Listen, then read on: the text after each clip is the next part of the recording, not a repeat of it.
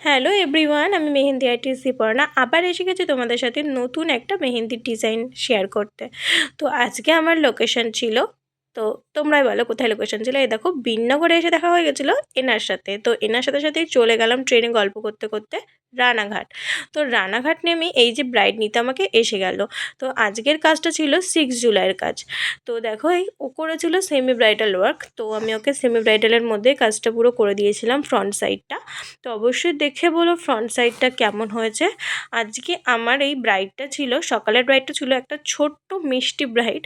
তো খুব সুন্দর, যেরকম মানে দেখতে সেরকমও ছোট্ট, ওর বয়সটাও খুব অল্প ছিল। তো এই যে ব্যাকহ্যান্ডটাও আমি ওর মতন করে ওকে করে দিয়েছিলাম, যেরকম ও চেয়েছিল আর কি। তো এবার ওর মুখে শুনে নাও ওর কেমন লাগলো। হাতটা ছাড়াও। খুব ভালো লেগেছে, আমার ডিজাইনটা দারুণ পছন্দ হয়েছে। আর যেমন যেমন ডিজাইন দিয়েছিল সেরকম হয়েছে তো একদম তো সেম। তো চলো টাটা আজকের মতো। বাই। তারপরে আমি ওর ওখানের কাজটা শেষ করে আবারও বেরিয়ে গেলাম আমার সেকেন্ড ব্রাইডের বাড়িতে। তো দেখো, এই যে আমি সেকেন্ড ব্রাইডের বাড়িতে ঢুকে গেলাম। সেকেন্ড ব্রাইড ছিল আমার বিননগরেই। তো ও তখনও আইবুড়ো ভাত খাচ্ছিল। তারপরে অবশেষে ও এসে বসলো মেহেন্দির জন্য। তো দেখো, তারপরে আমি ওর ব্যাকহ্যান্ডটাও শুরুও করে শেষও করে দিলাম। তো যাই হোক, ব্যাকহ্যান্ডটা কেমন হয়েছে অবশ্যই তোমরা দেখে জানিও।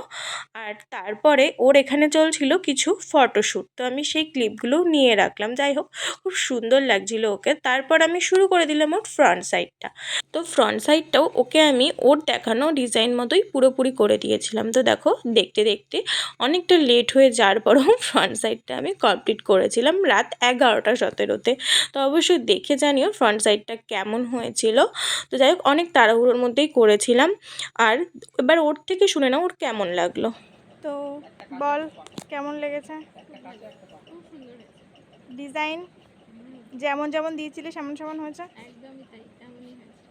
Thank you.